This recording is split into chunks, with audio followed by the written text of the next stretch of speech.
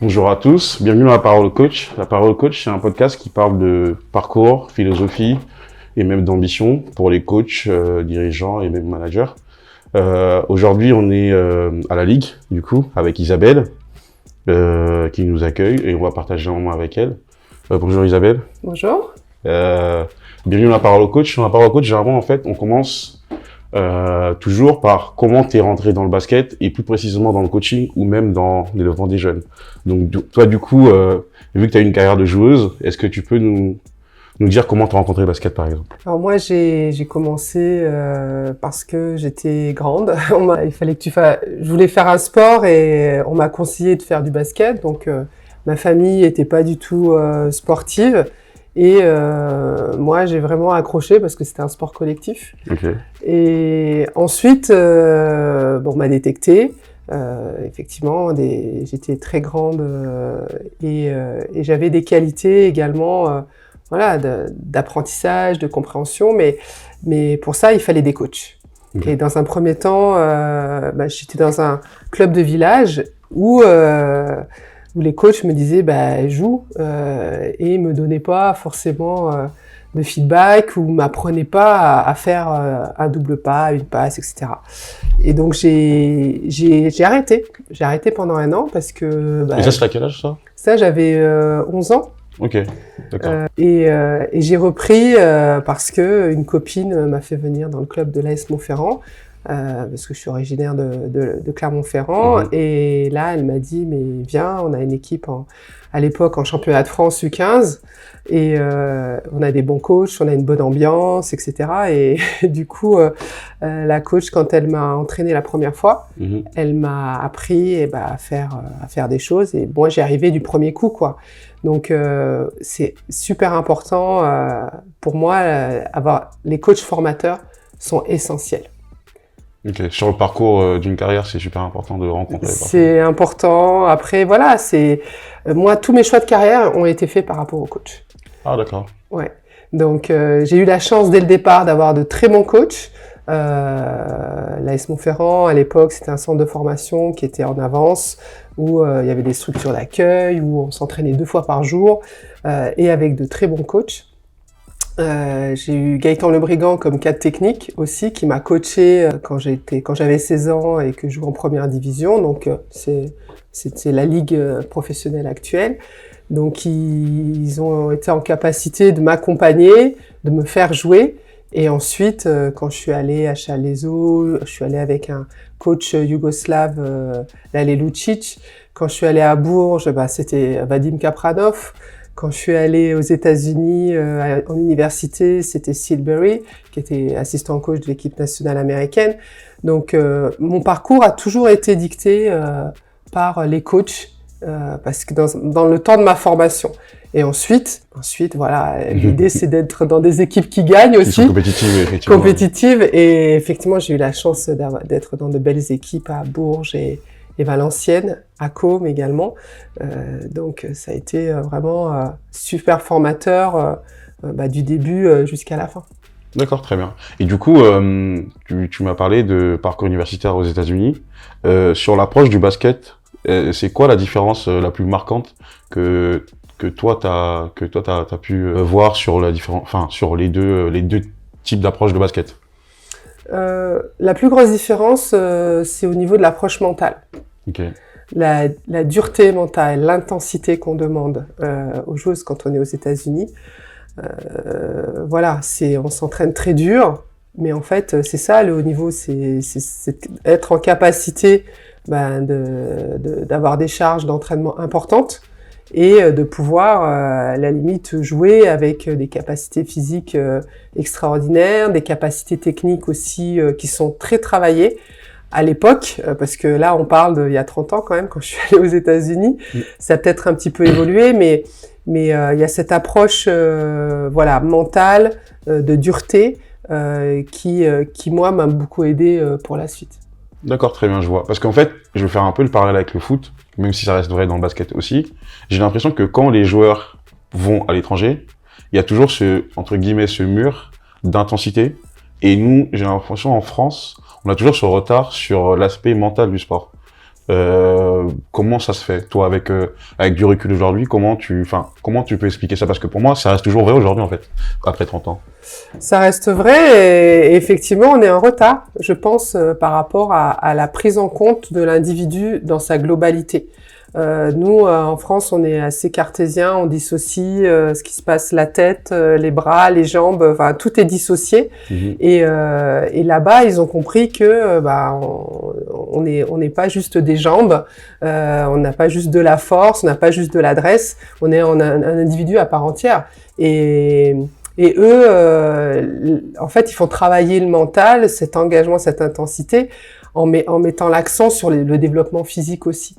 Maintenant, il y a l'évolution justement de l'accompagnement mental qui se fait et on est, nous, vraiment en retard. Le basket, je pense, plus en retard que par rapport à d'autres disciplines. On est vraiment assez frileux sur ça et effectivement, c'est dommage parce qu'on n'optimise pas le travail, notamment dans la formation des jeunes. On n'a pas non plus, comme aux États-Unis, autant de joueurs, donc à nous de développer, d'améliorer les choses et permettre aux jeunes, avec les qualités qu'ils ont au départ, peut-être optimiser leur niveau, et notamment chez les filles.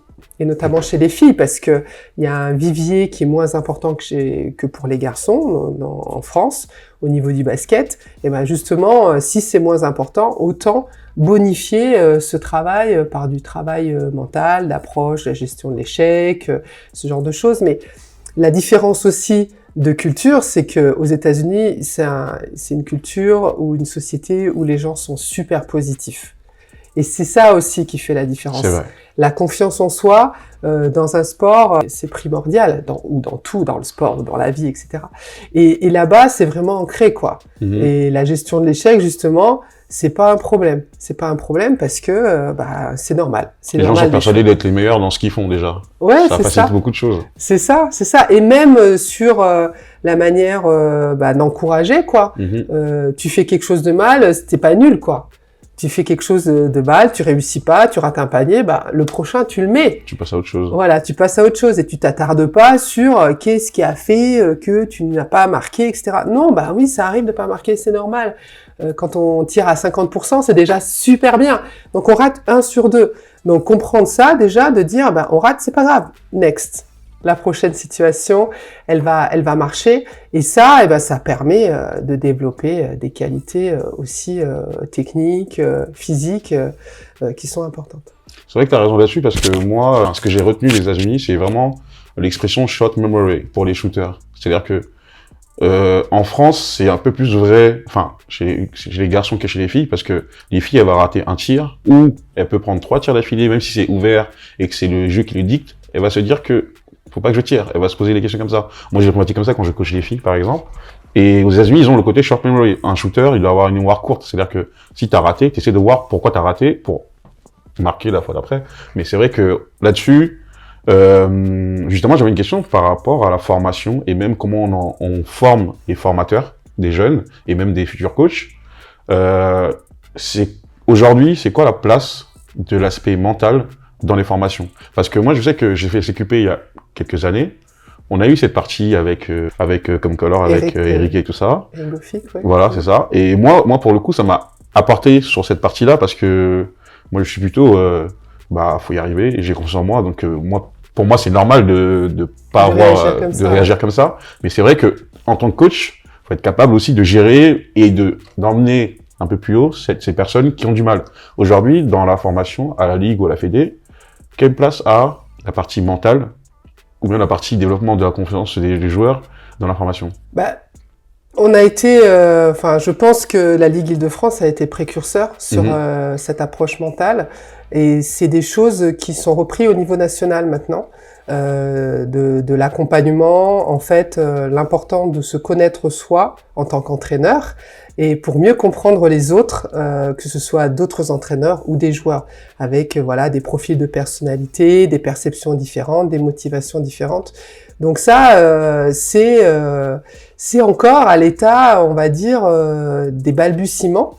On a pris du retard, mais effectivement, les coachs justement qui s'intéressent à ça, qui s'intéresse à se dire, tout le monde n'est pas comme moi en fait, et notamment parce qu'il y a cet aspect de connaître les réactions des autres, des joueurs qu'on entraîne au niveau pédagogique, et aussi se dire que il y a les individus, mais comment je crée une dynamique d'équipe malgré des individus différents, c'est un vrai challenge ça. Et on n'est pas encore dans le basket, je trouve, à se poser ce genre de questions. Et malheureusement, comme je le disais, on n'optimise pas le travail, et d'autant plus dans le basket féminin, parce que outre les personnalités différentes, on a une culture de genre qui fait que ce sont des hommes qui entraînent majoritairement des jeunes femmes, et il faut aussi prendre conscience des stéréotypes. Donc ça, il y a double travail là pour les coachs masculins.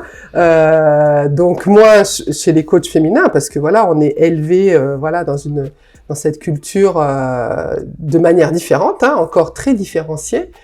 Même si on voudrait que c'est vraiment une réalité, et l'idée c'est de grandir tous ensemble en connaissant les différences, et effectivement une différence de genre, et que chez les petites filles on encourage moins le risque, la prise de risque, l'action que chez les garçons, et c'est une des raisons pour lesquelles elles ont moins confiance en elles.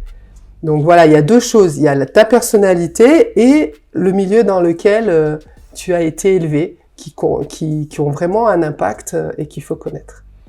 Je trouve que c'est super intéressant et c'est très important de le dire, parce que effectivement, aujourd'hui, si on regarde dans les coachs, mais moi, vu que je fais mon podcast, j'ai plus de coachs. Enfin, il y a énormément de coachs masculins, beaucoup moins de coachs femmes. Et justement, ça rejoint un peu ce que tu disais par rapport à l'évolution et même de la société, en fait. C'est la société qui dicte un peu ça. Ce que j'allais te poser comme question par rapport à cette partie-là, comment en fait on peut faire en sorte qu'il y ait plus de femmes qui s'intéressent déjà au coaching, pour que justement les filles aussi elles aient un rôle modèle, entre guillemets, enfin comme on dit en anglais et tout, enfin quelqu'un sur qui elles peuvent se dire, ah, cette personne-là, elle a fait ça, moi aussi je peux le faire. Comment on peut faire pour que ça fonctionne? C'est-à-dire que nous, en tant que coach, comment on peut moi j'essaie en tout cas d'impliquer mes joueuses ou d'avoir des assistantes et tout ça, mais comment on peut faire, toi en tant que femme, qu'est-ce qui t'a donné envie aujourd'hui d'être dans l'information? Des rôles modèles, comme tu disais. Et quand je suis partie en NCAA, donc j'ai eu coach Silberry à l'Université de Colorado, et je me suis rendu compte, et là-bas le staff, en fait, c'est l'inverse qu'en Europe ou en France. C'est-à-dire que tout le staff est féminin. Et le seul homme qui était là, c'est celui qui filmait les entraînements et les matchs, et qui faisait les montages.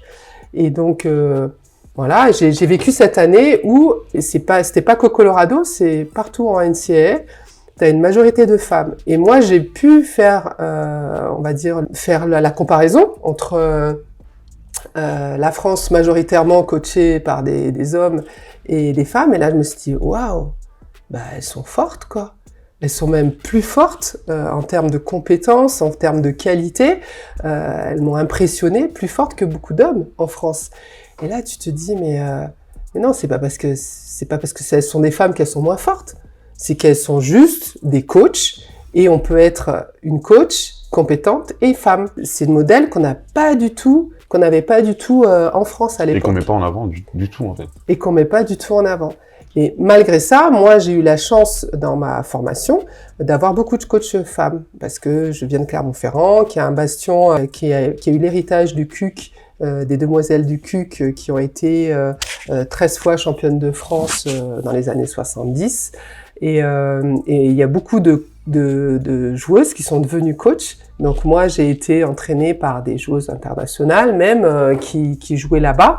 Et au tout début de ma carrière, voilà, oui, une femme, elle peut être coach formatrice, voilà, ok.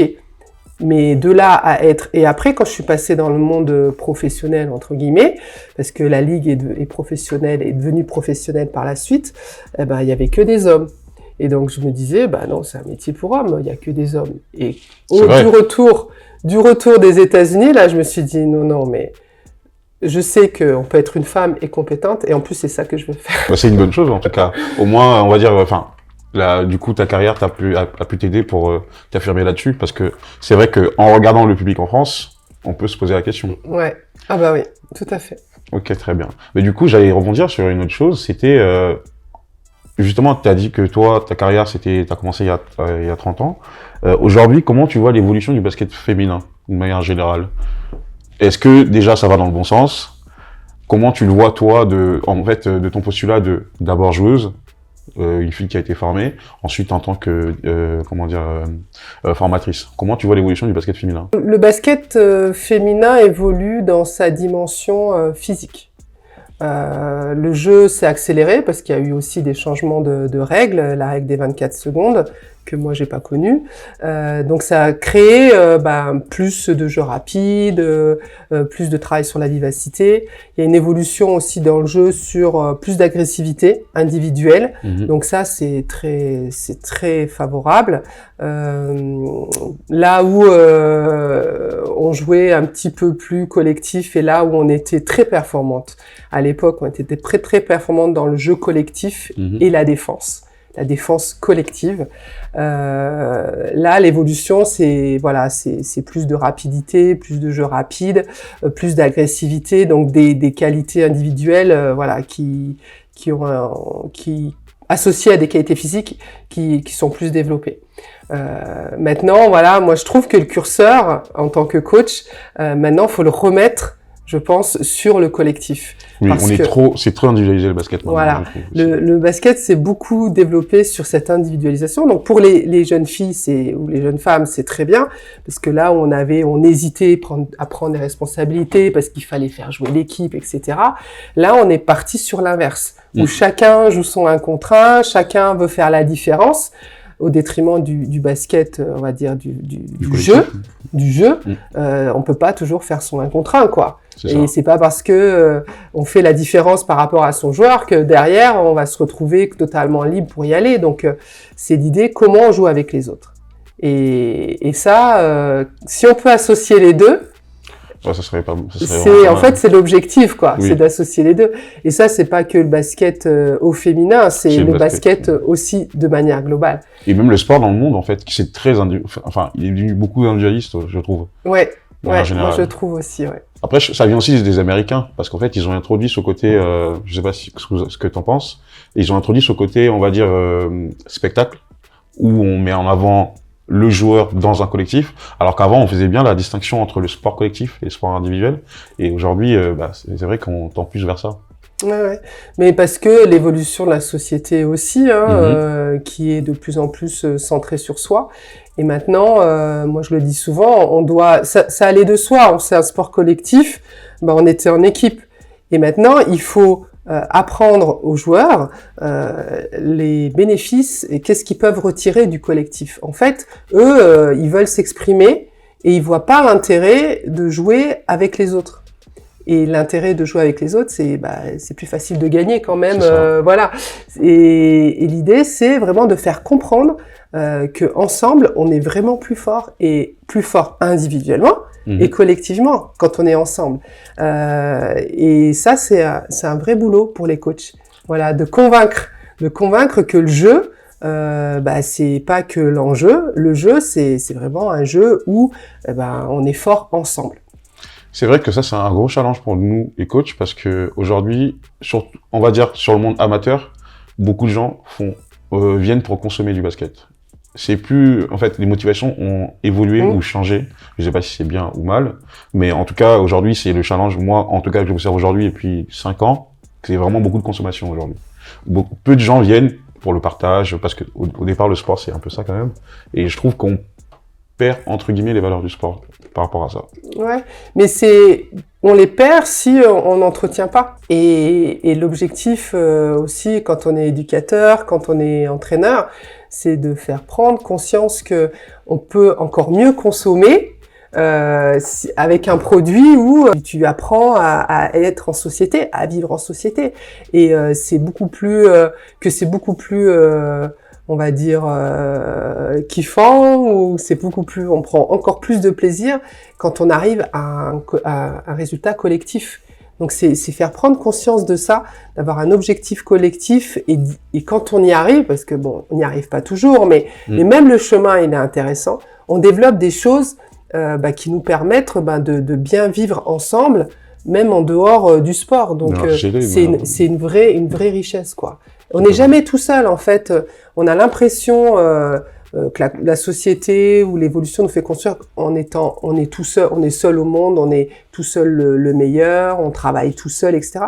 Mais en fait, on n'est jamais tout seul, hein, parce que quand on est jeune, on a nos parents qui nous ont aidés. Quand on devient un bon basketteur, on a besoin d'un coach pour nous apprendre à jouer.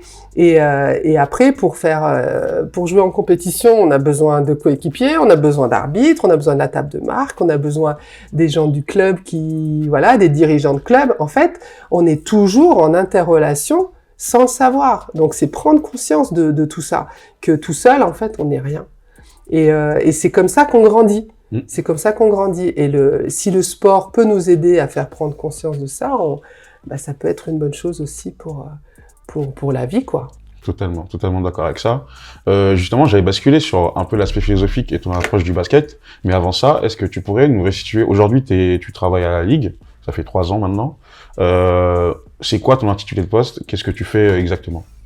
Alors moi, je suis cadre technique, donc cadre technique sportif à la Ligue. Je suis mise à disposition par le ministère de l'Éducation nationale maintenant. Donc moi, j'ai travaillé pendant 17 ans à la Ligue Auvergne et Auvergne-Rhône-Alpes. Et depuis 3 saisons, j'ai été mutée en Île-de-France, où mes missions, elles sont basées sur la formation des jeunes joueurs et notamment les très grands gabarits. Donc j'ai décliné l'opération Avenir en Grand au niveau national sur Avenir en Grand en Île-de-France, où l'objectif c'est de détecter, former et accompagner des joueurs de grande taille, de très grande taille, parce que là on parle d'un public qu'on cible pour les garçons, c'est des jeunes qui vont faire à l'âge adulte 2,10 m. Et pour les jeunes femmes, plus d'1,95 m. Donc c'est vraiment des critères spécifiques. On met l'accent sur ces profils, justement, du moment où ils commencent le basket. Et ça peut être tard, on peut commencer le basket à 15, 16 ou 17 ans, être de très grande taille et pouvoir avoir des opportunités d'un, pour s'épanouir dans cette activité, de deux, peut-être, de performer et de trouver peut-être un sport qui va faire découvrir des expériences et peut-être vers le haut niveau, quoi. D'accord, très bien. Mais du coup, en tant que coach, moi par exemple, on va dire que je suis dans mon petit monde, dans mon petit club. Comment moi, quels sont les critères pour déterminer, on va dire, au début de l'adolescence, c'est quoi un jeune TGG? Comment on définit aujourd'hui TGG? Parce qu'avant, je connais à peu près les critères, mais c'est juste pour vulgariser un peu pour tout le monde. Ouais. Comment aujourd'hui on définit un TGG en fille et en garçon? Il y a des critères de taille. Donc on a un tableau un petit peu arbitraire qu'on a mis en place à partir de U12. Donc, mais le très grand, en fait, c'est quelqu'un qui va se voir tout de suite, quoi. C'est quelqu'un qui va faire une tête de plus que les autres. Donc on peut être grand et il y a très grand. C'est-à-dire, pour donner un exemple, quelqu'un qui est U14, on va rechercher des joueurs qui font plus d'1,90 m en U14. Okay. Voilà. Mais le pendant de ce repère, c'est que on peut faire 1,93 m en U14 et être en avance sur sa maturité et au final peut-être faire 1,96, 97 à l'âge adulte. Donc nous, on a la capacité, on a des repères physiques pour savoir si ce jeune est très grand parce qu'il est en avance sur sa maturité physique pour un garçon ou pour une jeune fille, ou si non, il a encore du potentiel de taille. Et sur ça, il y a des caractéristiques physiques, mais il y a aussi la taille des parents, qui est un très bon indicateur. Nous, on a l'habitude, de voir ce genre de profil et de dire, lui, il est plus TGG, lui, il est plus grand gabarit.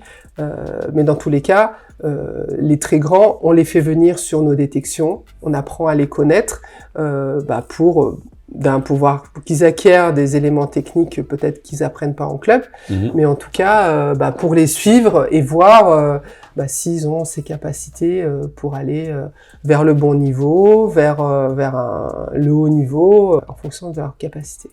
Ok, très bien. Et aujourd'hui, c'est quoi le contenu de formation des camps que vous faites, des formations? Est-ce qu'on est encore comme avant où le grand a été formé pour devenir pivot plus tard, ou on est en train de former des basketteurs qui peuvent potentiellement tout faire? Parce qu'aujourd'hui, on voit bien que Kevin Durant, par exemple, il a la taille d'un pivot, mais il peut jouer comme un meneur s'il veut.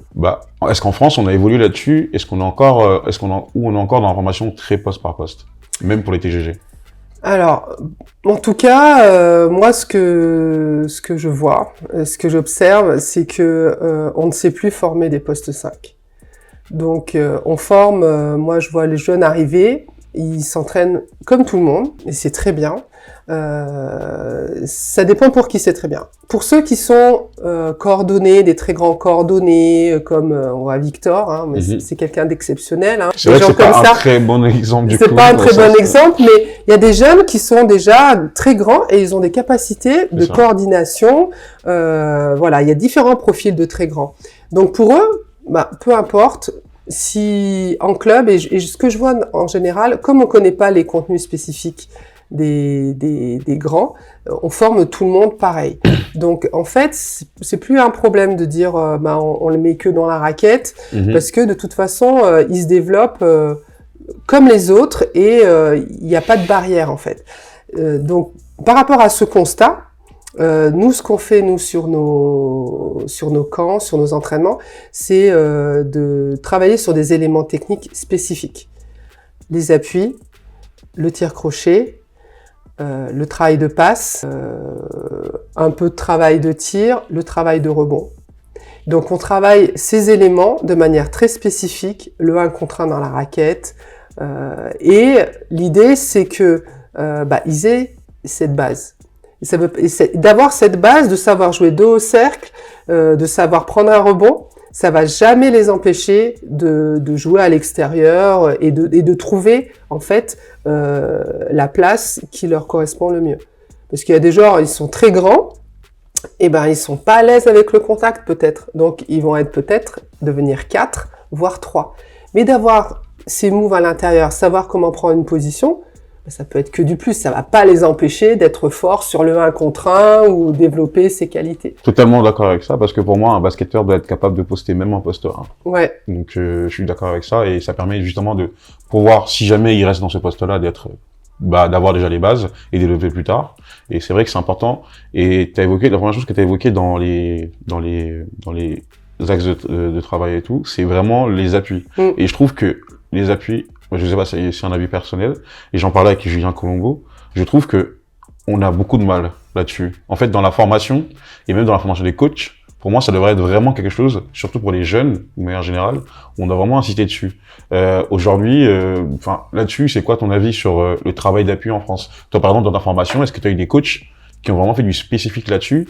Parce que dans le jeu intérieur, pour moi, c'est primordial d'avoir des appuis corrects. Est-ce que ton formation, comment tu l'as vécu dans ton formation? Moi, je l'ai vécu de cette manière. C'est que, à mon époque, on travaillait beaucoup de façon analytique. On décomposait beaucoup le travail de tir, le travail d'appui, le travail de passe. Donc, on répétait beaucoup ces éléments techniques. Et dans le jeu intérieur, c'était vraiment, c'est ce qui ressortait le plus souvent. À ce joueur intérieur, il a des appuis où il pivote, repivote, il est rapide sur ses appuis, il est solide sur ses appuis. C'était vraiment des critères de travail et des critères d'évaluation. Donc moi j'ai baigné dedans. Et au fur et à mesure des années, on est passé sur un apprentissage plutôt global. Et on est parti peut-être un peu trop, l'analytique, il fallait plus en faire. Et le jeune, il apprenait, il se débrouillait, il apprenait sur le tas, en jouant, etc. Et c'est peut-être pour ça que le travail d'appui, il a moins été travaillé. Et en fait, c'est un aller-retour. Autant à l'époque, moi, je pense que c'était pas assez relié au jeu. Donc, on apprenait un peu comme des robots. Mais bon, on y arrivait quand même. Mais l'idée, c'est vraiment de lier le travail technique de fondamentaux au travail global dans le jeu. Et moi, c'est ce que j'essaie de faire sur mes entraînements. On fait du travail analytique, du travail technique, mais c'est relié très vite à de l'opposition, à du jeu du 1 contre 1, à du jeu du 2 contre 2. Et sur mes fins d'entraînement, je finis toujours, j'essaie de remettre le travail qui a été fait spécifique sur la première partie dans le jeu et de voir qui arrive justement à intégrer ça et à devenir en fait meilleur et à se sentir plus performant, à gagner de la confiance, etc. Donc pour que le travail qu'on fait sur nos entraînements, ils puissent aussi le transposer dans les matchs, dans leur club. Totalement d'accord avec ça, parce que du coup, on est vraiment dans le travail, dans le technico-tactique, comme on peut dire, et tout ça, où on lie en fait le travail technique qu'on fait à la tactique et le jeu et comment on ressent le jeu. Parce qu'effectivement, faire un exercice à vide, c'est une chose. Le faire avec l'opposition, c'est pas la même chose. Avec plus d'intensité, c'est encore différent. Et en match, j'en parle même pas. Donc ça, mais c'est des choses, le travail de fondamentaux, c'est des choses à remettre au goût du jour quand même. Mais il y a un savoir, je pense, qui s'est perdu. Le fait de plus le faire, il y a eu des générations de coachs qui ne savent plus par où, comment faire, quoi faire, etc. Et donc moi, j'encourage les coachs qui sont intéressés de venir sur nos entraînements pour s'inspirer, pour voir. C'est des choses qui sont basiques, qui sont très simples et qui permettent aux joueurs d'être efficaces, de savoir comment faire et d'apporter à l'équipe ce pourquoi ils sont dans l'équipe. C'est leur taille. Tirer avantage de la taille, il faut que ça soit corrélé avec des éléments techniques. Personnellement, à l'occasion, je passerai et je partagerai, du coup, ça serait pas mal. Mais effectivement, oui, là-dessus, on a un peu de mal.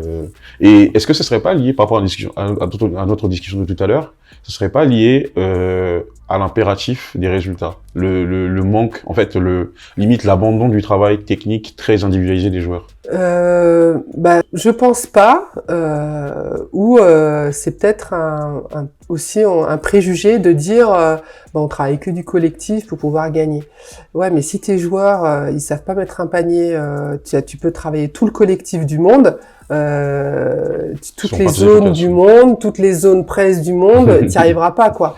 Donc si tu veux gagner, pour moi, faut prendre les choses à l'envers. Il faut que tes joueurs, ils se développent individuellement, parce qu'au départ, les jeunes joueurs, ils savent pas faire grand-chose, et c'est normal. Donc, qu'est-ce que tu fais pour qu'ils se développent, pour qu'ils deviennent meilleurs individuellement? Et toi, après, comment c'est tout au long de l'année, parce que on progresse pas d'un coup, quoi. Ça prend du temps, et au fur et à mesure, comment tu les intègres dans un collectif, justement pour arriver à un résultat. Mais c'est pas en se disant on fait que du jeu et on travaille pas que finalement ton équipe elle sera pas plus forte quoi. Donc c'est un mauvais calcul. Je pense que c'est un mauvais calcul. Mais il faut encore savoir entraîner les jeunes et ça c'est pas donné à tout le monde. Oui. Mais après ça alors là c'est encore un débat encore plus compliqué dans le sens où en amateur la plupart des clubs ils prennent des gens disponibles parce qu'aujourd'hui avec la professionnalisation du coaching, des coachs compétents, il y en a, mais il y en a beaucoup moins en fait qu'avant. Donc du coup, les clubs ont tendance à prendre, on va dire, la personne qui est disponible, et que parfois ça peut ne pas être bénéfique parce que généralement il n'y a pas trop de suivi, et ça peut ne pas être bénéfique pour les jeunes, parce qu'il y a beaucoup de jeunes, où par exemple vous avez arrêté, vous avez la chance que une de vos amies vous remette dans le basket. Il y a beaucoup de jeunes qui ont du potentiel, qui arrêtent et qui ne reviennent plus dans le basket du tout, malheureusement, à cause de ça par exemple. Et ça, la différence aussi avec les États-Unis, la culture basket là-bas est tellement importante que peu importe dans quel parce que là-bas il n'y a pas de club mais c'est des collèges, des high school, et même les collèges partout il y a des coachs parce que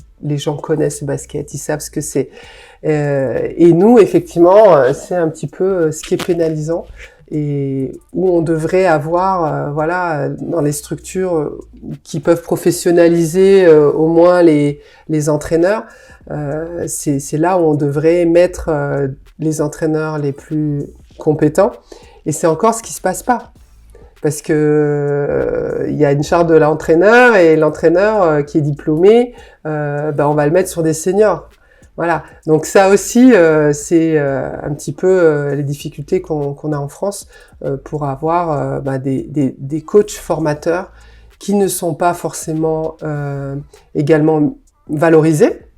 Parce que chez nous, voilà, ce qui est valorisant, c'est de gagner des championnats. Exactement. Voilà, ça c'est valorisant. Mais ailleurs, ce qui est valorisant, c'est d'avoir formé un tel et de l'avoir amené. Voilà, moi j'ai amené, enfin je parle pas de moi, mais en général, les coachs serbes par exemple, eux, ce qui est important, ils disent bah moi j'ai formé un tel, il a joué professionnel, il a été en équipe de France. Voilà, ça c'est un gage. Il valorise la formation du joueur. Il est passé chez moi et moi je lui ai permis de franchir le palier et là il est en centre de formation, il est là. Et en France c'est pas du tout ça. Donc les coachs pour se faire valoir, il faut qu'ils gagnent des titres, même des titres départementaux. Donc voilà, ça c'est un petit peu dommage. Un éducateur, voilà, même voilà, qui l'entraîne au niveau départemental ou régional, il devrait avoir à cœur d'épanouir déjà ses joueurs, de les développer, de voir qu'ils prennent du plaisir parce que ils progressent, etc. Ça devrait être ça, mais malheureusement, c'est pas tout le temps le cas. C'est vrai que moi personnellement, la philosophie, pour moi en tant que coach, la meilleure de reconnaissance, c'est l'évolution des joueurs qui sont passés par toi, parce qu'on n'est pas responsable de toute leur formation. C'est clair. Mais ils sont juste de passage par, une année, 2 ans ou 3 ans pour certains. Mais pour moi, c'est le plus important. Et il y a un coach qui me revient en tête à chaque fois, parce que c'est l'un des coachs qui m'a donné envie justement d'être dans la formation au départ. C'est Karim Boubekri. Justement, l'objectif du podcast, c'est aussi de mettre en avant ces travailleurs de l'ombre, c'est-à-dire que c'est quelqu'un qui donne beaucoup de temps, qui va trouver des entraînements pour entraîner les jeunes pendant les vacances et tout ça. Et effectivement, parfois, ce qui pourrait motiver certains coachs, je pense, c'est de mettre ce genre de personnes en avant, parce que il a eu par exemple Victor dans sa formation à Nanterre et tout. Je trouve que c'est important. Et même comment Victor lui a rendu, je trouve, c'est qu'un joueur reconnaisse le boulot d'un coach et que ce soit mis en avant, c'est aussi important dans ce sens-là. Et je voulais rebondir, toi par exemple, avec ton parcours. Là aujourd'hui avec ta position que tu occupes actuellement, comment tu définirais ta philosophie par rapport à la formation et même au coaching de manière générale? Ta philosophie en tant que personne, comment toi tu vois le basket? Comment tu le transmettrais? Ouais, comment je le transmets? Comment je le transmets, même si je coach pas une équipe, on va dire, de championnat, et que je suis plutôt dans une formation de développement. Pour moi, l'idée, c'est ce que je disais, c'est essayer d'amener un joueur à l'étape suivante, de lui faire franchir un palier. En lien avec ses objectifs, hein, bien sûr. Donc, c'est ce que je fais au Pôle Île-de-France Garçons, où je suis les joueurs intérieurs là-bas. C'est ce que je fais sur l'opération Avenir en Grand, en essayant de développer les gens pour qu'ils aient envie de continuer aussi. C'est un public particulier, hein, parce qu'en fait, quand on y pense, le basket, il est pas du tout adapté pour des joueurs débutants de grande taille. Non. Ça va trop vite, c'est technique, donc ils sont pas adaptés. Donc l'idée, c'est de leur faire prendre conscience qu'ils peuvent effectivement avoir un avantage, qu'ils prennent conscience de ça, greffer de la technique, et pour qu'ils s'épanouissent, quoi. Moi, ce qui me fait le plus plaisir, c'est de voir des joueurs qui ont passé 1 an, 2 ans avec moi, s'épanouir ailleurs, en fait. C'est pas, tu le vois s'épanouir là, mais c'est surtout que t'as contribué à ce que eux ils trouvent leur chemin, et que ce soit dans le basket ou ailleurs.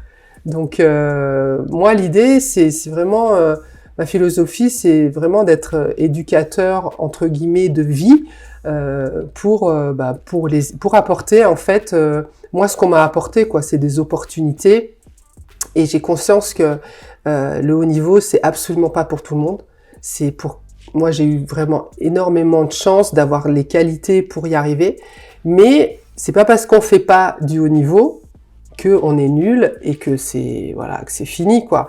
Non, on peut s'éclater dans le sport à tous les niveaux, au niveau qui nous correspond en fait. Exactement. Voilà. Donc c'est son chemin, trouver son chemin et être épanoui, et si le sport peut aider à ça, moi je trouve ça super, quoi. C'est un superbe outil. Ok, très bien, c'est noté. Du coup, On va un peu avancer sur les questions et tout. Et je voulais te demander par rapport à ton parcours, ta carrière et même tout ce que tu as pu faire dans ta carrière et tout ça. Aujourd'hui, si une jeune femme qui, on va dire, qui était GG, qui envisage de devenir professionnelle et faire du basket, on va dire, l'élément principal de sa vie, pour toi, c'est quoi les critères par rapport à ton vécu, qui font que tu peux devenir pro, au-delà de l'aspect quand même, on va dire, entre guillemets, chance et opportunité? Alors, comme je l'ai dit, c'est réservé à peu de personnes, parce que ça demande des qualités, on va dire, variées, et combiner ces qualités, toutes les combiner en fait. Donc voilà, c'est pas donné à tout le monde. Déjà, il y a la santé. C'est être capable de s'entraîner dur, longtemps. Donc ça, et d'être résistante, de pas se blesser. Et donc ça, c'est un travail qui se fait... soit tu as la constitution pour ça, soit tu peux mettre en place des choses pour faire de la prévention, pour préparer ton corps, etc. Il y a des choses voilà, qui sont soit innées ou qui peuvent être acquises. Donc ne pas se blesser, ça, être en bonne santé, avoir des qualités physiques d'aérobie, hein, malgré tout, parce que ça permet aussi des qualités physiques d'endurance, ça permet d'encaisser les charges d'entraînement. Après, au niveau des qualités physiques, c'est de pouvoir effectivement développer tout ce qui constitue pour avoir les capacités de se développer pour faire un corps, on va dire, solide et résistant. Donc ça déjà, voilà. Et peu importe la taille, après c'est vrai que c'est plus difficile quand on fait 1m50 de faire du haut niveau. Néanmoins, si on fait 1m50, ça requiert des qualités spécifiques au poste de jeu, la vitesse, de l'adresse, et à la limite, si on a des qualités exceptionnelles, on compense la taille par d'autres qualités physiques propres au basket, c'est possible aussi. Mais effectivement, ça requiert voilà des choses encore différentes. Réussir à haut niveau aussi, c'est être en capacité d'aimer se faire mal, de se dépasser. Donc des capacités mentales innées ou acquises, ça c'est pareil, mais de résilience, de confiance, enfin voilà, des qualités mentales parce que c'est très très dur quoi. Et les qualités mentales qui permettent de dire ok c'est très très dur mais j'adore ça. Donc un petit côté masochiste. Aimer se faire mal, oui. Mais aimer se faire mal, mais c'est pas un sacrifice en fait. C'est dur, mais c'est pas dur. Le sentiment de difficulté, il est pas ressenti, il doit pas être ressenti parce qu'on aime tellement ça que on sait que pour arriver à là, il faut que je me développe, que je fasse des heures et des heures et des heures d'entraînement, des répétitions de choses qui sont pas forcément fun tous les jours. Moi, quand j'étais en NCAA, sur le début de saison, on faisait de la muscu. Mais pour faire la muscu, on allait à la muscu à 6h du matin jusqu'à 7h30, une séance de muscu pour aller en cours à 8h. Et 3 fois par semaine sur le début de saison, après 2 fois par semaine, après 1 fois par semaine. Et voilà, on se levait à 5h du matin, on prenait ses petites jambes, son vélo, quand il neigeait, on prenait pas le vélo parce que c'était trop glissant, on sortait dans la nuit, quoi. Et on se disait, ouais, c'est tout, c'est comme ça. Si je veux y arriver, je dois être en capacité de faire ça. Et quand je le fais, je vois les effets que ça m'apporte. Donc, en fait, on entretient un cercle vertueux pour, souffrir, se faire mal. Ça fait partie du job et j'aime ça, quoi, en fait. Si je ressens pas cette difficulté, ça veut dire que, y a quelque chose qui va pas. Donc, je vais trouver un endroit où je vais ressentir, je vais trouver une activité où il faut rentrer, il faut aimer, en fait, rentrer dans le dur, quoi. D'accord, d'ailleurs. Du coup, j'ai une petite question, c'est une digression, mais c'est de la curiosité. Généralement, on dit que les sportifs de haut niveau, quand ils arrêtent, c'est ce qui leur manque le plus, l'intensité, entre guillemets, et tout. Ce côté un peu, on va dire, intense, où on se fait du mal et tout ça. Comment toi, tu l'as vécu dans ta transition entre la fin de carrière et aujourd'hui, par exemple? Moi, ce manque, Ben, je l'ai pas trop eu ce manque en fait parce que c'est difficile quand même. La difficulté, voilà, en plus la gestion de la pression, c'était pas toujours marrant. Donc quand on a une motivation d'y arriver, etc. Et quand on y arrive, moi j'ai fait 12 ans à haut niveau, c'est usant aussi. Okay. Donc pour moi c'était j'arrête, mais le côté de toujours se pousser, mon corps il vieillissait, il était plus trop d'accord, c'était compliqué et d'être toujours dans cette intensité, ma tête elle avait besoin de repos un petit peu. Et cette idée de toujours de se challenger tout ça sur une même activité. Quand tu as fait le tour, au bout d'un moment, tu as envie de te challenger sur autre chose. D'accord. Donc moi, physiquement, petit à petit, j'ai pas arrêté du jour au lendemain. J'ai continué à m'entraîner, etc. Mais c'est surtout mentalement où j'ai fait pareil. J'ai transféré cette exigence challenge en étant sportif dans le coaching. Okay. Mon challenge, c'était maintenant, je vais comprendre les jeunes, je vais comprendre la formation des jeunes, je vais m'investir dans ça. Et c'était ça mon challenge. L'intensité, c'était l'intensité que je voyais chez les autres, quoi. Si j'arrivais à transmettre cette intensité, cette exigence chez mes joueurs ou chez mes joueuses, c'était ça, moi, mon challenge. C'était de voir ça. Okay. Ce que je faisais pas, j'essayais de le transférer, de le faire comprendre, pour eux, quoi. Plus pour moi, mais moi, c'est ce qui me satisfaisait. Ok, je vois. Et du coup, c'était pas dur en termes d'exigence, parce que, justement, arrivé à un certain niveau, on a un niveau d'exigence qui est quand même assez élevé par rapport à la moyenne et surtout au niveau amateur. Est-ce que cette transition-là, elle a été plutôt simple ou ça a pris du temps? Ouais, ça a pris du temps. Ça me fait du temps. J'étais dur. Au départ, j'étais trop dur parce que j'entraînais au pôle des jeunes qui avaient 13, 14, 15 ans. Et voilà, il y avait quand même un écart entre le haut niveau et le début de formation. Donc, j'ai dû vraiment m'adapter. Hein. Ouais, je suis devenue vraiment plus cool. Du coup, c'était quoi un peu les outils que tu as utilisés pour trouver le juste milieu entre être exigeante, mais en t'adaptant au niveau? Ouais, et c'est en fait apprendre à des choses que moi j'avais oubliées, par où j'étais passée, pour apprendre tous les éléments techniques, apprendre les fondamentaux, apprendre le jeu. Et en fait, j'ai tout réappris grâce aux autres coachs aussi, hein, de comment on forme les jeunes, quoi. Et aussi essais-erreurs, etc. Et tout en restant exigeant, mais exigeant pas sur tout le basket, quoi. Exigeant sur certains éléments dans la progression de formation. Et ça, j'ai repris le travail de fondamentaux et la chance qu'on a dans un pôle. C'est pas comme en club, on les entraîne tous les jours. Donc là, on a vraiment le temps de travailler, de laisser aux jeunes et aux coachs aussi de proposer des choses, etc. Donc moi, j'ai tout réappris sur la formation des jeunes pour savoir où mettre l'exigence. Okay. Et parce que je voyais la réaction, je dis quand on est trop exigeant, on paralyse les gens parce que c'est trop pour eux et ils sont pas en capacité de le faire. Ils ont pas soit la force physique, la force mentale, et on a des publics. Et j'ai appris aussi que c'est pas donné à tout le monde, hein, le haut niveau, l'exigence de haut niveau, fallait la réguler. Hein. Chez certains, faut pas trop dire de choses, et chez d'autres, quand on sait qu'il y a vraiment un potentiel, là on peut progressivement appuyer sur les choses et demander des choses un peu plus importantes, quoi. Ok, très bien.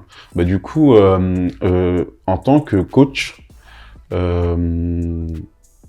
tu donnerais quel conseil à un assistant, par exemple? Parce que vu que tu m'as dit que tu étais assistant avec les équipes de France, si tu avais un conseil à donner à un assistant, ça serait lequel? Pour toi, c'est quoi l'assistant idéal? Pas le parfait, mais l'idéal, on va dire. C'est à peu près la même chose. Pour toi, ça serait quoi? Si jamais toi-même, tu devais être une assistante idéale par rapport à ce que tu as vécu et tout, qu'est-ce que tu pourrais faire en plus? Enfin, comment tu décrirais l'assistant idéal? Je pense que c'est une démarche, être assistant, c'est une vraie démarche de formation. parce que faire les formations régionales ou fédérales, le nombre d'heures qui est proposé, c'est une utopie de se dire je vais faire 40 heures de formation cette année, ça y est, je vais être un coach, ou même je vais faire 200 heures de formation, je vais être un coach. Ça n'existe pas. Il faut beaucoup plus d'heures sur le terrain, en face à face pédagogique, mais également en mentorat, c'est-à-dire en étant assistant, en étant en forme de tutorat, et en apprenant de ceux qui ont de l'expérience sur des niveaux jeunes ou peut-être sur des niveaux seniors. Donc, quand on est assistant, voilà, pourquoi on est assistant? Donc, moi, je trouve que c'est un formidable outil d'apprentissage de ce que faut être, de ce qu'est un coach et apprentissage du métier. Et ça peut être un objectif. Et être assistant, c'est peut-être aussi apporter l'envie d'apporter une spécificité, une expertise. On en a tous. Quand on est coach, on se spécialise. On a tous des degrés différents d'expertise. C'est de savoir en quoi je suis expert et en quoi je peux apporter à ce coach quelque chose peut-être qu'il a moins ou qu'il a pas le temps peut-être de travailler, parce que de plus en plus dans la mesure des possibilités, la façon la plus efficace de travailler avec une équipe, c'est de travailler avec un staff, parce que c'est fini le temps. C'est fini le temps du coach qui savait tout, etc. Il y a tellement de choses qui ont évolué, de la préparation physique à la prépa mentale, au travail de prévention, au travail technique, au travail de tactique, à la vidéo, que une seule et même personne, elle peut pas prétendre tout savoir et tout gérer. C'est très compliqué. Donc c'est ça, c'est avoir un rôle complémentaire avec son coach, avec le coach principal. Mais il faut qu'il y ait aussi cette volonté du coach, voilà, et de proposer. En fait, le plus simple, c'est de dire oui, j'ai envie de travailler sur ce projet, mes qualités, c'est ça. Est-ce que ça peut combiner, et effectivement une notion de confiance, de respect du rôle de chacun, qui est important. Un assistant, c'est quelqu'un aussi qui est en général un peu plus proche des joueurs et des joueuses, savoir en quoi c'est important pour les joueurs et les joueuses, et comment le gérer avec le coach principal. Enfin, il y a ces notions de relations humaines qui sont aussi très importantes dans le coaching. C'est pas juste de la tactique, de la vidéo, de la technique, c'est comment vit le groupe sur une dynamique de groupe, etc. Et la communication qu'il y a entre un assistant ou des assistants, un staff, entre le staff et le groupe, c'est des choses qui méritent d'être définies, et pour que ce soit un travail d'équipe aussi performant. En fait, c'est aussi un travail collectif finalement, le staff. Ah oui. Le collectif, et après moi je trouve que c'est ce qui marche bien, c'est ce qu'il y a de plus dur, parce que effectivement, tout seul on va plus vite et à plusieurs on va plus loin, mais c'est ce qui est super intéressant dans les aventures là, quand on est sur les staffs des équipes de France. Moi j'étais sur le staff de l'équipe de France U18 et U20, et à Prime aussi. Nous on a, avec Jérôme Fournier, il avait vraiment à cœur de créer un staff complémentaire avec des rôles, dans l'objectif effectivement de performer au championnat d'Europe, mais l'idée c'est de construire une équipe, développer des joueurs aussi, et que chacun apporte ce qu'il a de meilleur chez lui, quoi. Ne pas demander à un assistant qui sait pas faire des montages vidéo de dire toi tu vas me faire les montages vidéo, quoi. Non, on va rester sur ce qu'on sait très bien faire pour bonifier le travail. Totalement d'accord avec ça. Ok, très bien. Mais du coup, avant d'arriver un peu vers la fin, j'ai une question que je pose généralement au coach. C'est si tu pouvais lister, on va dire, tes qualités. Là, on parlait de spécificité, de ce qu'on peut vraiment apporter à un staff, à une équipe ou à des joueurs. Et derrière, tes améliorations.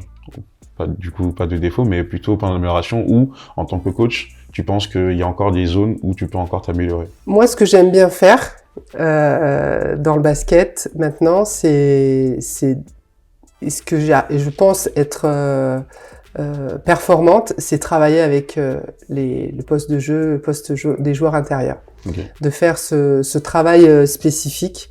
Et parce que voilà, j'ai passé beaucoup d'années, je suis aussi passée par là et que j'ai le recul sur la pratique de l'entraînement. J'arrive bien à travailler individuellement ou dans le collectif, à voir comment optimiser, travailler sur les éléments bloquants certaines fois chez les joueurs. Donc ça, c'est apporter mon expertise sur ce poste de jeu.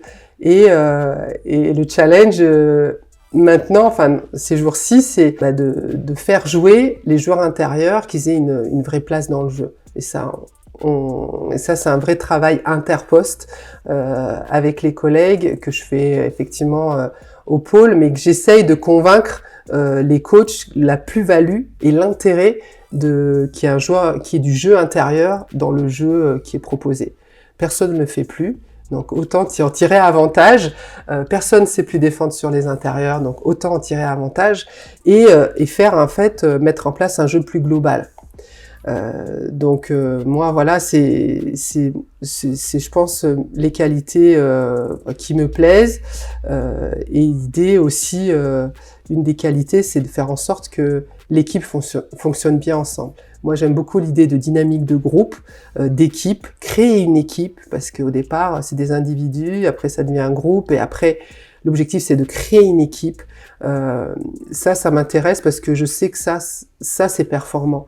Et c'est performant pas que pour gagner un titre, donc ça aide, effectivement, mais c'est performant pour que chacun s'épanouisse et vive des aventures communes qui sont super valorisantes, qui te motivent et qui te permettent, voilà, d'avoir des liens, des relations et au final, moi c'est ce qui m'intéresse le plus, quoi. C'est presque pas le résultat. On a toujours l'objectif, mais c'est comment on travaille pour y arriver. L'adversaire peut être plus fort, mais est-ce que nous on est arrivé à faire quelque chose de plus grand de ce qu'on était au départ, quoi. Donc ça, c'est quelque chose qui m'intéresse beaucoup. Voilà, si je voulais vendre mon CV pour être assistant coach, et même voilà, moi je pense que je m'épanouirais mieux et plus en tant qu'assistant que vraiment en tant que coach principal, parce que voilà, ces spécificités, il y en a peu de gens les ont. Enfin, je parle du travail technique intérieur. Donc j'attends que le jeu revienne un petit peu sur les intérieurs. Ça commence à revenir un peu quand même. Ouais, ça commence à revenir parce que on a eu la période Curry qui a entre guillemets tué le basket. Pas tué le basket dans le mauvais sens, mais l'a fait évoluer. Qui l'a fait évoluer. Maintenant, en fait, on est un peu dans le même sens, comme on disait tout à l'heure. Faut rééquilibrer les choses. Faut être capable parce que moi aujourd'hui, le constat que je peux faire dans le basket amateur, on a même du mal à mettre la balle à l'intérieur. Et oui.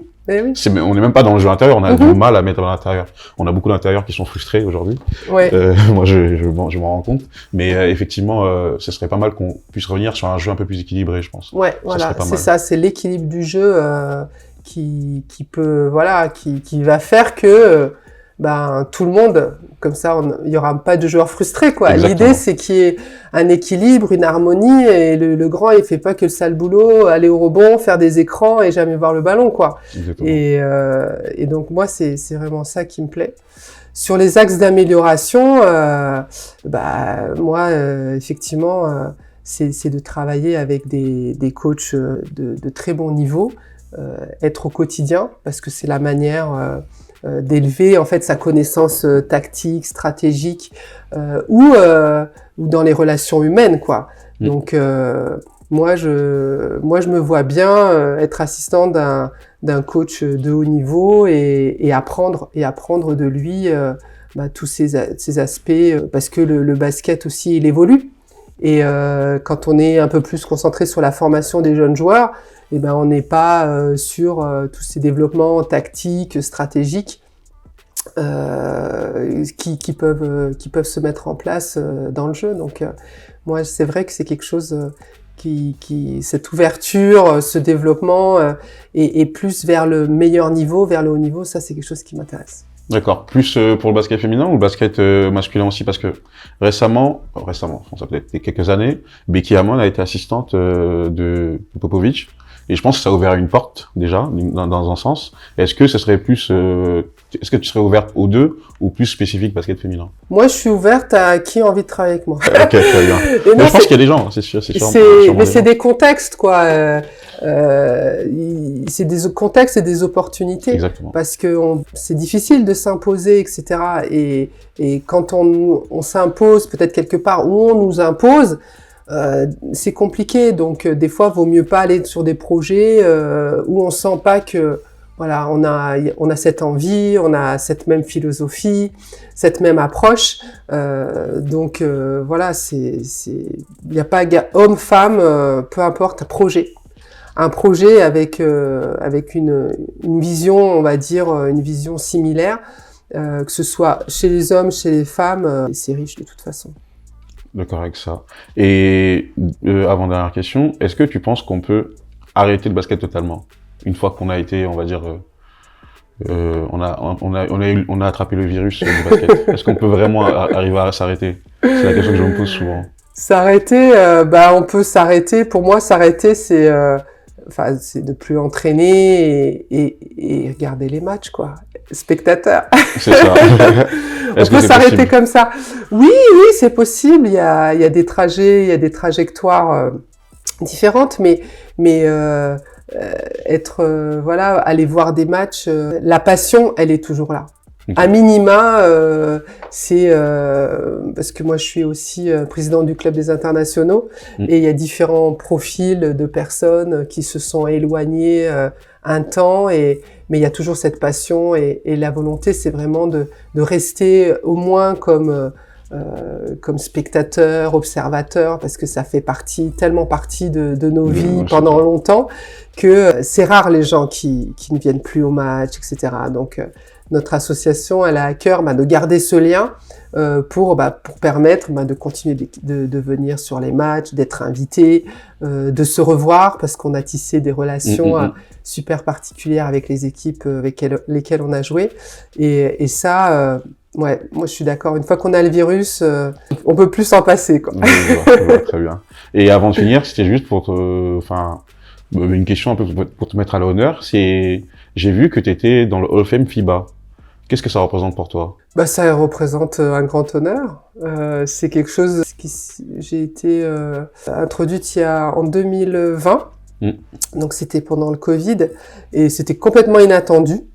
Et voilà, c'est une manière de remercier, de me remercier, de mettre en avant un petit peu mon parcours qui est un petit peu atypique, mais qui représente les équipes de France. Donc c'était un très grand plaisir que j'ai dédicacé à mes coachs, à mes entraîneurs qui ont été très importants dans ma formation et après dans ma carrière, et mes coéquipières qui ont permis d'avoir des titres, de gagner des titres, parce que comme je disais, on n'est jamais tout seul.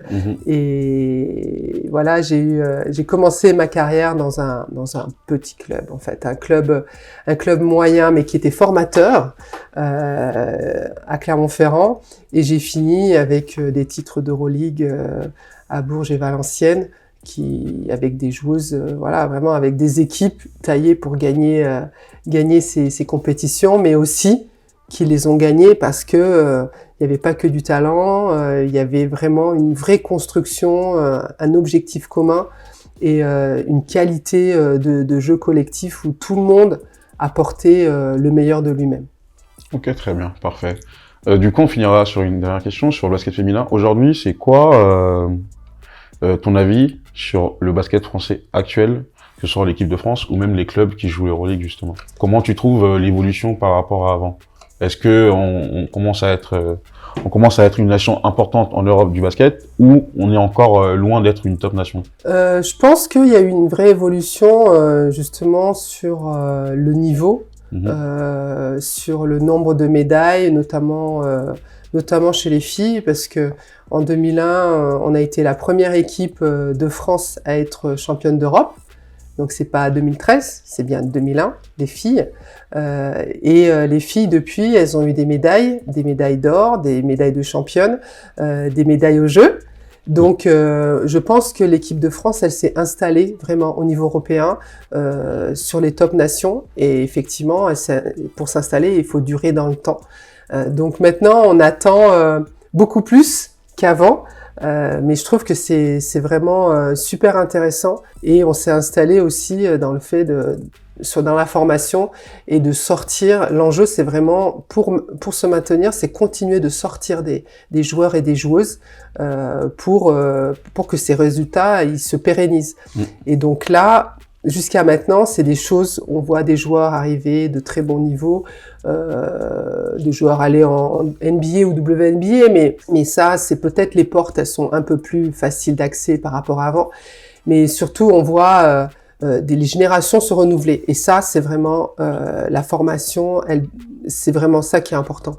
Justement, pour que la France, elle continue ses bons résultats, il faut vraiment se centrer sur un niveau de formation qui est excellent.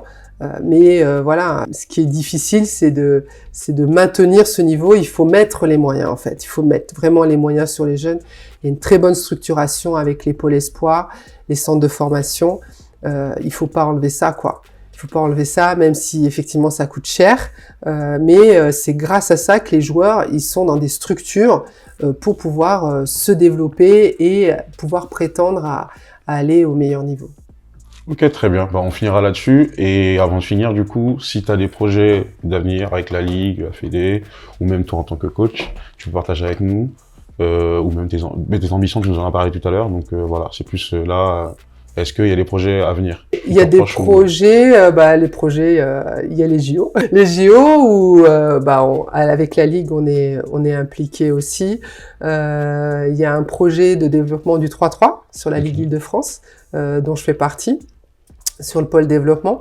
Donc ça, c'est des choses effectivement qui sont intéressantes. Et il y a le public, les joueurs et les joueuses qui peuvent aussi s'impliquer dans une autre forme de pratique, qui est olympique aussi, qui est valorisante. Donc ça, c'est des projets, un petit peu des nouveaux projets sur la Ligue. Mais c'est sûr que là, avec les JO, on attend la nouvelle mandature. On attend que la deuxième partie des choses, parce que beaucoup de choses ont été concentrées sur ça. Mais voilà, il y a le pôle masculin qui est passé à 24 joueurs cette saison, le pôle féminin qui va passer à 24 joueurs la saison prochaine. Donc, ça crée des dynamiques de formation sur lesquelles qui vont être déclinées au niveau départemental et aussi au niveau des clubs. Parce qu'effectivement, pour remplir un pôle à 24 et que ce soit des gens qui sont performants, c'est une vraie opportunité. Mais il faut que d'un autre côté, dans les clubs, à tous les niveaux, que ça. Voilà, il faut développer les choses dès la base et notamment, je pense qu'il y a des choses à faire au niveau féminin, un petit peu plus. Ok, très bien, parfait. Merci en tout cas d'avoir pris le temps et de m'avoir reçu. Et on va suivre et on va pas hésiter de partager pour tout ce qui est formation ou même entraînement et camp pour les TGG. Et puis voilà, on vous remercie et suivez-nous et partagez. Merci. Au revoir.